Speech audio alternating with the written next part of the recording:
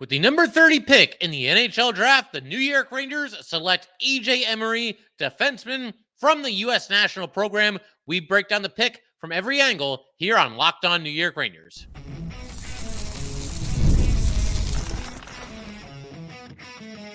You're Locked On the New York Rangers, your daily podcast on the New York Rangers. Part of the Locked On Podcast Network, your team every day. Welcome back, Blue Shirts fans, to episode number 1100 of the Locked On New York Rangers podcast. I'm your host, John Chick. Just want to thank you guys, as always, for making Locked On New York Rangers your first listen every day. We are free and available on all platforms, including YouTube, and we are, of course, part of the Locked On Podcast Network, your team every day. So, mini milestone episode here. Like I said, episode number 1100. We went a little bit out of order. It's a whole story in and of itself, but who cares about that? Let's go ahead and focus in on the man of the hour, the number 30 overall pick in this year's NHL draft, the first pick of the draft this year by the New York Rangers, and that would, of course, be defenseman EJ Emery, 6'3", 185 pounds, committed to go to the University of North Dakota. He will be starting there in 2024-2025. For the record, he was the 9th of 10 defensemen taken in the first round of this year's draft. And we'll break down, everything about EJ Emery and his game and what he brings to the table and all that good stuff. For starters, though, I just want to mention that, coming into this year's draft, you guys know the everydayers, the people that tune in, watch this show every day, that leading into this year's draft, I was a little bit torn between should the Rangers go with a center or do they go with a defenseman. I felt like they were all set at winger. They've got a lot of, really good high-end prospects in their system at the winger position, and they're not going to draft a goalie. They've got Igor, so that basically left it down to either center or defenseman. There were some centers that I liked. A couple of guys went back-to-back right before the Rangers could pick. Beaudoin and Letourneau went back-to-back at 24 and 25 to the Utah hockey team and the Boston Bruins. And I'll forever wonder, would the Rangers have picked one of those guys if they fell to them at number 30? But there were a couple of other defensemen that I liked too, Charlie Elich and Leo Salin-Wallenius. Neither ended up being taken in the first round, but that's okay. It's all good because I really like this pick of EJ Emery. A lot of the mock drafts had him going a little bit earlier, and I do think it was time for the Rangers to finally acknowledge the defenseman position. And it probably was a good idea. Like I said, I was torn between center and defenseman, but when you look at what the Rangers have done in recent seasons in the draft, they have not taken that many blue liners. I want to say after 2020, so from the 2021 draft to tonight, 2024, not even including tonight, but the three drafts that followed, they only took a total of, I think it was 5 defensemen, and the only 2 that they took before the 5th round were Braden Schneider in the first round, Drew Fortescue in the 3rd round. Schneider turned out to be a heck of a player, and Fortescue's, he's coming along the way. The Rangers seem to like him. But I do think it was time, especially in a draft where the Rangers don't have a 2nd-round pick. They don't have a 3rd-round pick. That's obviously 2 opportunities where you can take a defenseman. It was probably high time to take a D-man, and that's exactly what they did. And when you look at EJ Emery, I know a lot of Ranger fans on social media were really getting excited. The more picks that, went off the board there, and this team took this player, and that team takes that player, and EJ Emery was hanging around, and there were a lot of Ranger fans that were in on Emery, really wanted to see him be the Ranger pick, and those fans got their wish. It's somewhat reminiscent of what happened last year with Gabe Perreault, because it's not quite as dramatic, because I think with somebody like Perreault, he's got a lot more, of a high ceiling than somebody like EJ Emery. You never know for sure. Maybe EJ Emery becomes a Norris Trophy winning defenseman. You never know for sure what can happen. But it was kind of reminiscent that it was somebody that was there later than a lot of people believed that he would be. Perreault fell all the way to the Rangers at number 23, and they got their guy. And in the case of tonight, just a couple hours ago here, not even 2 hours ago, Emery slid down the board a little bit further than I think people thought that he would, and the Rangers were able to pounce. And to further illustrate my point, I'm looking at EJ Emery's, webpage here. I've got it right in front of me here. 16 publications that, rank players that they're listed on Emery's page here. He was ranked as high as number 16 by TSN's Craig Button, and he was ranked as low as number 56 by Draft Prospects Hockey. So of these 16 publications, all of them believe that he would either be taken in the first round or the second round, and 9 of the 16 had Emery ranked better than number 30. So with that in mind, if you look at this very literally, it kind of feels to me like it was a slightly worse than 50-50 chance that Emery would be available here to the Rangers at number 30, but he was here and the Rangers pounced and they got their guy. And as far as what kind of a player he is, known as more of a stay-at-home defenseman than anything else, but a stay-at-home defenseman that always has good positioning, plays with a lot of physicality and a lot of toughness. And I know a lot of Ranger fans are going to want to hear that. To begin with, just a big kid, again, 6'3", and does bring the physical, attributes to the rink every single night. I also mentioned we were talking, we did the Locked On NHL clipping station. Basically, every host went on there and spoke with, the host about their team's pick tonight and why they picked this player and do we feel good about this selection.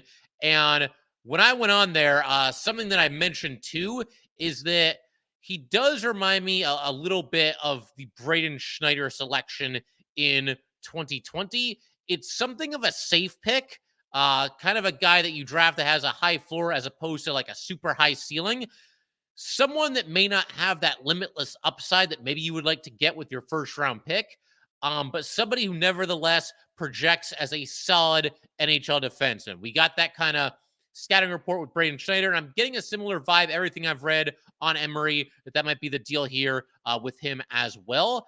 One of those guys where there's no reason to believe that he can't eventually slot into an NHL roster and be an effective defenseman and somebody that could potentially play against some of the best forwards from other teams and be a shutdown blue liner.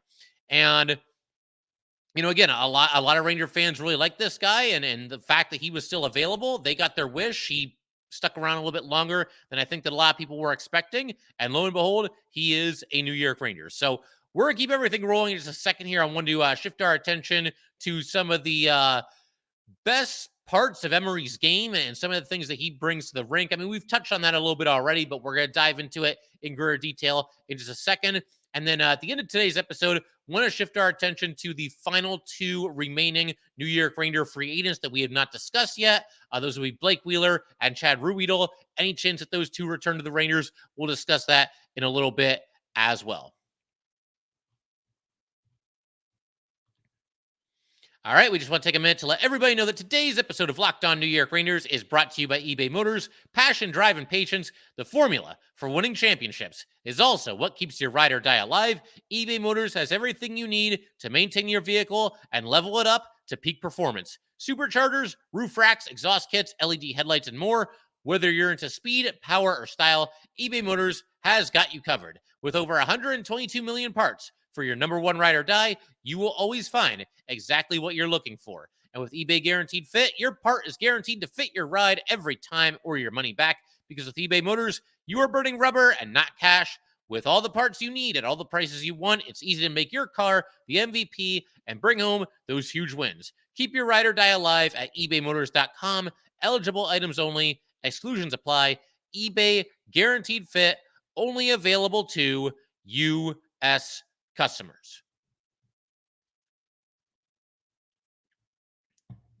All right, we're going to keep everything rolling here on Locked On New York Rangers. Big shout out to the everydayers. As always, means the world that you guys continue to support this podcast. And we could have some new viewers, listeners tonight, whatever it might be. Obviously, it's a big night. The Rangers just made their first round selection. And it, of course, is EJ Emery. We do 5 episodes a week. Definitely make sure to stick around. We're going to dive into free agency. That's going to be our next episode. In fact, we're going to do a special live show beginning at 11:50 a.m.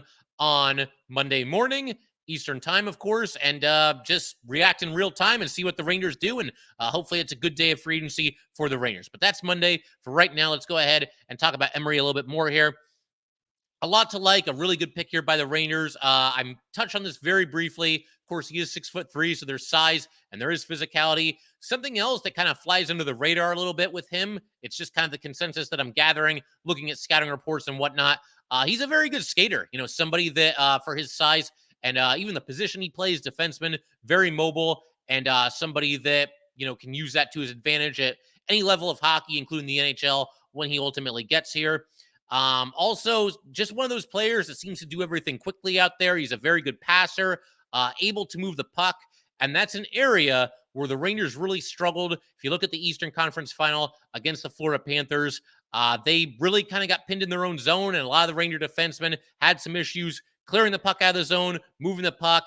And, Emery, it's not like he's going to be out there on opening night this upcoming season, but he'll be along eventually. And I think having another puck moving defenseman on the team is something that they can really benefit from. He's also said to have a very high hockey IQ. That's always good. You want defensemen that can see the rink very well and know what to do with the puck when they have it, and obviously have good defensive positioning when they don't have the puck.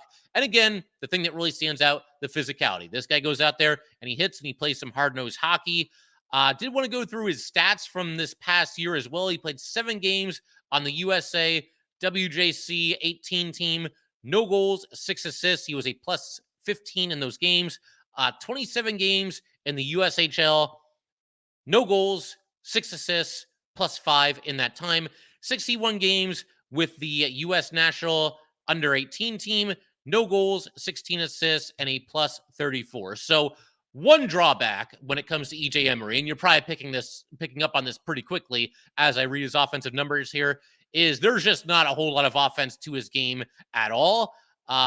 Again, 27 games in the USHL, no goals and 6 assists. So it's always nice when you have a defenseman that can contribute a little bit offensively, but it's not completely necessary, especially when you look at the Rangers. They've got Adam Fox, who's a point machine. I think eventually you're going to see guys like Keandre Miller and Braden Schneider step it up a little bit offensively. We've seen flashes of that from both of those guys. And Zach Jones, if he's still in the fold, obviously he can do good things offensively as well and chip in there and rack up at least some points. So basically, this is a roundabout way of saying that you don't need all 6 of your defensemen in the NHL lineup to be big-time offensive contributors. It's fine to have a couple of the stay-at-home type. And, obviously with Emery, like I said, if there's one drawback, it's that. There's little to no offense to his game, but it's not completely necessary when you've got other defensemen and, frankly, just other players in general on the Rangers who, rack up a lot of points every single season. You'll be able to get by just fine without Emery producing a ton of points. The thing that I like most about Emery, or certainly one of the things, I mean, the physicality is up there for me, but apparently, again, I'm going by scouting reports here and what I heard about him, what I've read about him. Emery defends the rush as well or better than any defenseman in this year's class. And that's very impressive. And again, I think I mentioned this earlier, but for the record, the number 9 defenseman taken in this year's draft, and then there was one after him to close out the first round, 10 defensemen taken. He was number 9, but he's able to always have good positioning when it comes to defending against the rush and pushes opponents to the perimeter of the defensive zone and is able to keep them to the low danger scoring areas, at least for the most part. So again, Emery, one of those guys, just a rock solid all around game. And we actually saw him talk to the media not too long after he was drafted here, and I was able to watch a couple of videos before I hit record here. But apparently, not even apparently, I watched this literally happen. I watched the video, but Emery models his game after Keandre Miller. He was asked that question by one of the reporters. I think it might have been Molly Walker. I'm not sure, but somebody off camera asked, Emery, which player do you compare yourself to? Who do you model your game after? And with literally zero hesitation, he said Keandre Miller. Said he was not complaining about wearing the Ranger jersey. Also mentioned that he has not met Keandre Miller yet, but he's hopeful to do so pretty soon. And I'm sure, if Keandre Miller, sees that, hears that, hopefully he would reach out to him and welcome him to the Ranger family. But he was also asked, Emery, this is, about the main attributes that he's hoping to bring once he makes it to the NHL. And this is what he said about that. Direct quote: "My skating ability, how well I play defense. I'm really good at being a lockdown guy and someone who can shut down plays and get the puck up the ice and make plays." And our own Sebastian High, who does a great job, breaking down all these different prospects from around the NHL, he compared Emery to Chris Tanev. So if you want a comparison from a well-established defenseman in the league and somebody that's had a very nice career, apparently there are some similarities there between Emery and Chris Tanev.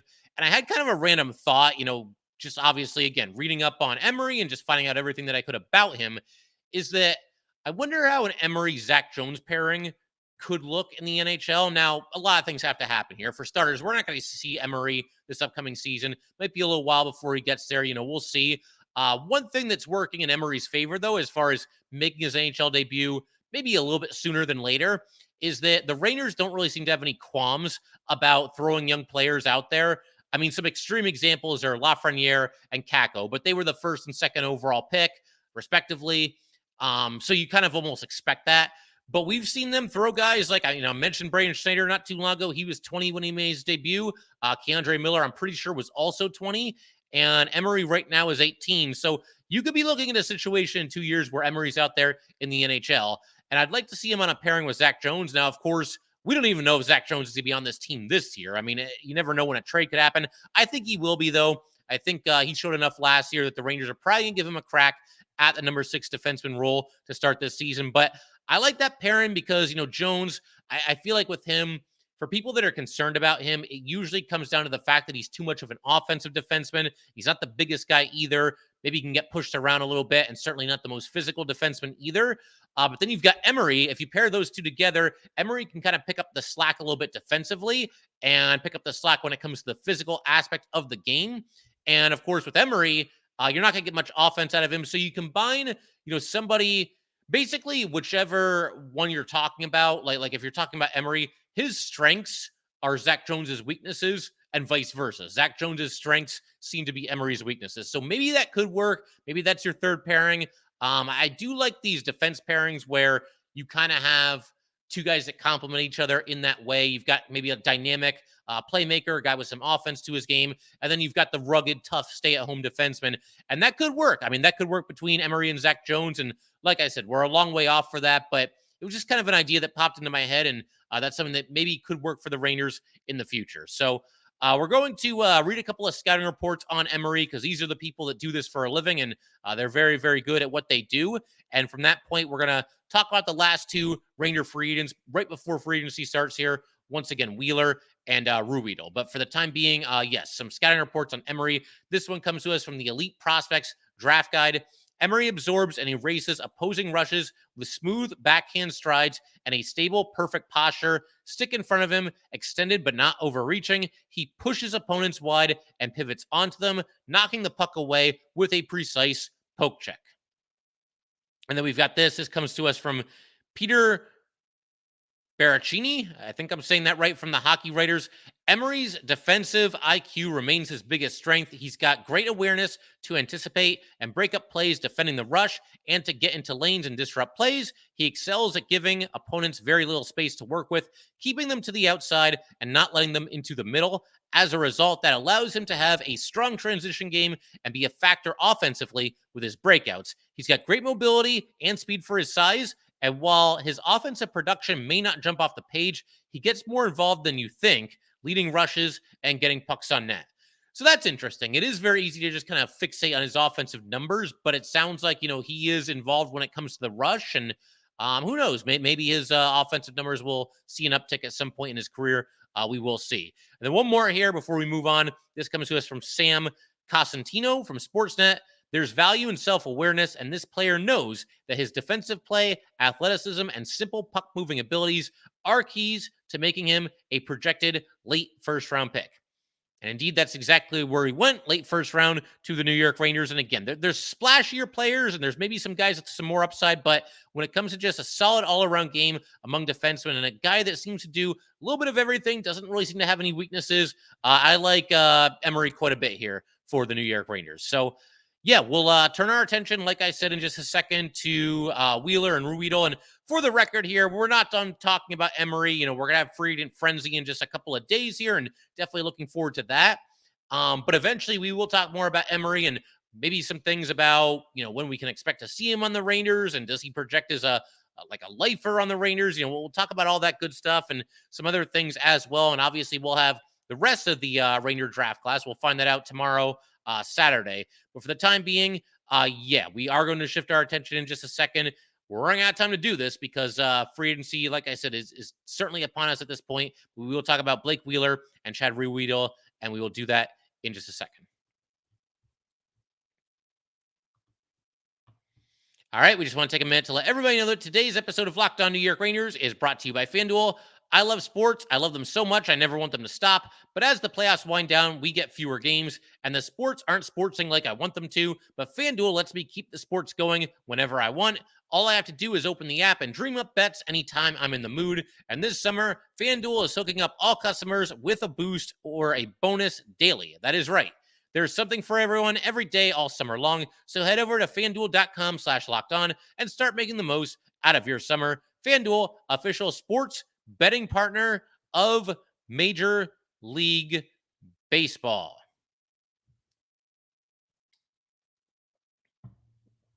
All right, we're going to keep everything rolling here on Locked On New York Rangers, shifting gears to the final two free agents for the Rangers, the only two that we have not really discussed in any great detail here on Locked On New York Rangers. And of course, that is once again Blake Wheeler and Chad Ruhwedel. We'll start with Blake Wheeler, soon to be 38 years old. He'll be turning 38, I believe, later in the summer, I want to say, because I remember talking about this last year. A lot of people concerned about his age, and he is, of course, now a year older.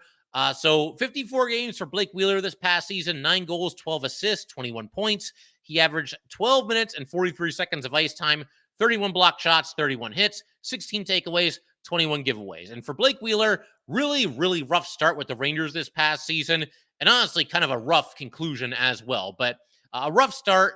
He went his first 10 games without any points, and that's one thing, but it just looked to me like Blake Wheeler was kind of running on fumes out there. You know, you don't expect him to be a speed demon, certainly at his age, and that just wasn't ever going to be realistic. Anybody thinking we were going to get prime Blake Wheeler, you were in for a disappointment. But he did eventually pick it up. He started to get a couple of different tries with Mika Zibanejad and Chris Kreider on the Ranger top line. He got better as the season continued. And if we don't include the game where he got injured, of course, he suffered that horrific leg injury and obviously missed a lot of time, only came back for the one playoff game. But not counting that game, the final 27 games that he played for the Rangers, he did have 7 goals and 8 assists for a total of 15 points in his last 27 games. These are not spectacular numbers, obviously, but they're numbers that you can sign up for when it comes to a third-line player. Blake Wheeler, obviously, again, you're not getting prime Wheeler, but he was able to contribute a little bit. And he was one of many, many wingers for the Rangers that are basically third-line quality wingers that the Rangers have to, throw onto that top line with Mika and Kreider, because as we've documented quite often on here, they've yet to even adequately replace Pavel Buchnevich in that role. So he got some time with those guys, mixed results. But then again, he had that horrible leg injury. He was out of the lineup. He came back for the one playoff game, and it's really unfortunate what happened there because Rangers getting to overtime, game 4 against the Panthers, up 2-1, chance to go up 3-1, and Mika Zibanejad with just a terrible pass to Blake Wheeler, terrible decision with the puck.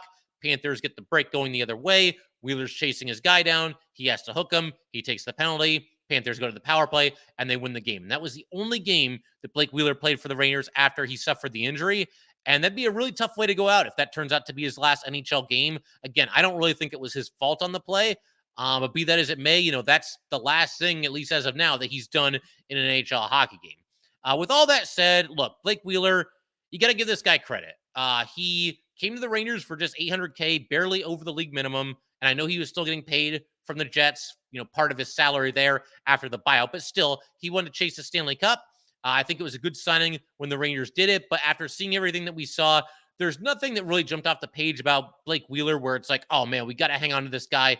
We can't let him get away in free agency. So with all that said, he's a year older now, and I think at this point, the Rangers, they're going to start to look to, hand the keys to some of the younger players. I think there's a very good chance you're going to see Brennan Othmann break training camp with the New York Rangers. So that's another winger that's in the mix. You could see Brett Berard there. We haven't even gotten to free agency yet. I think there's a very good chance they're going to add, a right winger. I'm thinking it's going to be one of the Tylers. We're either going to get Tyler Toffoli or Tyler Bertuzzi.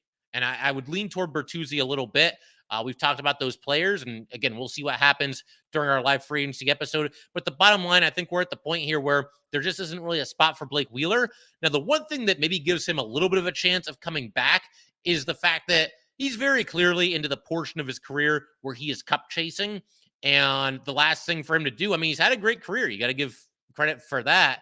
and obviously spent the vast majority of his career with the Winnipeg Jets, but he has never won a Stanley Cup. So if he wants to keep cup chasing and he'll come back to the Rangers on the league minimum, I mean, that cracks the door for maybe a reunion, but I don't know that I would even do that if I'm the Rangers for all the reasons that I just mentioned. I mean, he's older now.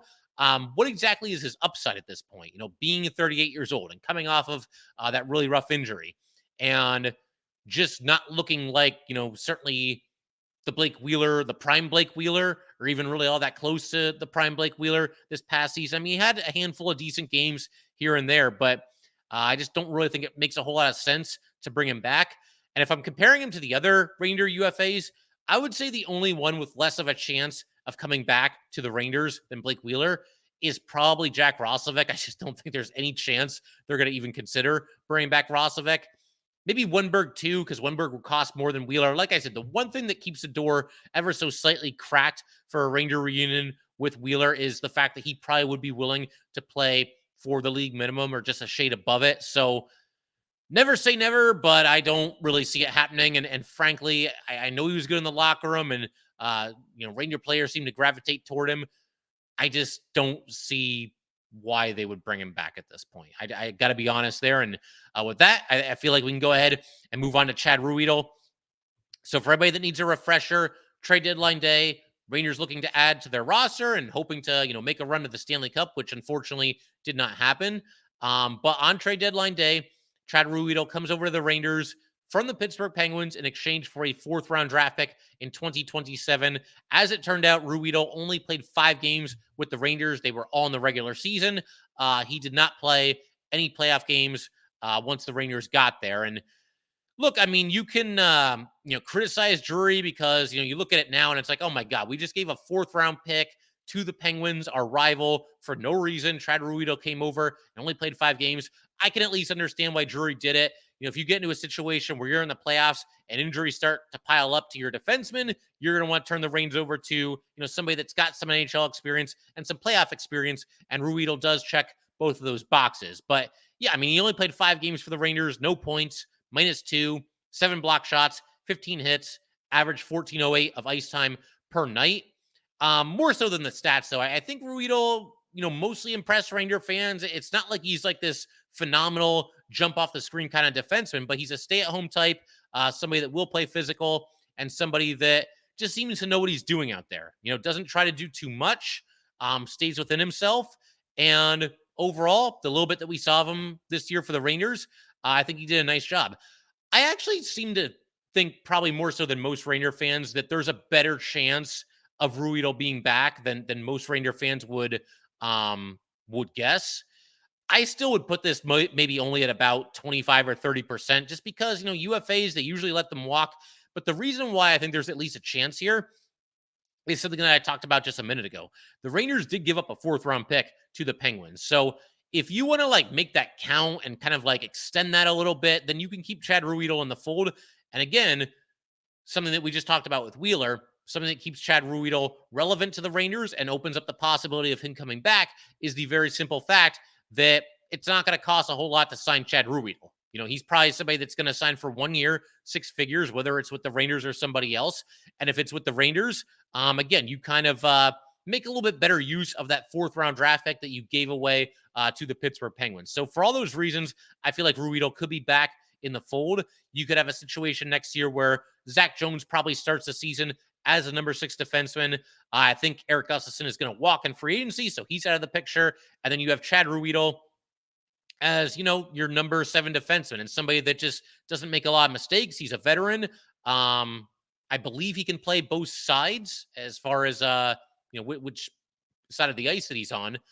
So to me, it sounds like somebody who's kind of an ideal number 7 defenseman. He can step in there in a pinch and somebody that's not going to make too many mistakes and not going to lose you the game. So for all those reasons, I honestly would like Chad Ruhwedel to be back. Again, we didn't see a whole lot of him last year, but I thought he did fine. I think as a number 7 defenseman, you could certainly do a heck of a lot worse.